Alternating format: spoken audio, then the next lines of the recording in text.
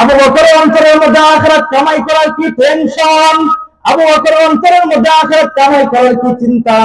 আবু বকর সিদ্দিক রাদিয়াল্লাহু তাআলা আনহুর অন্তরের মধ্যে এই টেনশন ঢুকেছিল, ওমরের অন্তরের মধ্যে এই টেনশন ঢুকেছিল, অথচ তারা ছিল জান্নাতের সুসংবাদপ্রাপ্ত সাহাবী। আর আমাদের টিকেটও নাই, আমাদের সুসংবাদও নাই, মরার পরে জান্নাতে যাব কি যাব নাই গ্যারান্টিও নাই। অথচ আমরা দিন চলে যাই, মাস চলে যায়, বছর চলে যায়, এমন ব্যক্তি আছে একদিনও মসজিদের মধ্যে আসে না। আজকে আমাদের জন্য বড় দুর্ভাগা, আজকে আমাদের জন্য বড় দুর্ভাগা।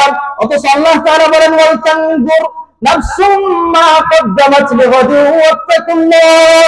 আল্লাহ তাআলা আমাকে আদেশ করতেছেন, আপনাকে আদেশ করতেছেন, আল্লাহ তাআলা গোটা উম্মতদেরকে আদেশ করতেছেন, আল্লাহ তাআলা সমস্ত মানুষকে আদেশ করতেছেন যে প্রত্যেকেই যেন আখিরাতের কথা চিন্তা করেন, প্রত্যেকেই যেন কবরের কথা চিন্তা করেন, প্রত্যেকেই যেন আখিরাতকে নিয়ে টেনশন করে, দুনিয়ার টেনশনের কথা গোটা কোরআন ধরে আপনি কোথাও দেখাতে পারবেন না।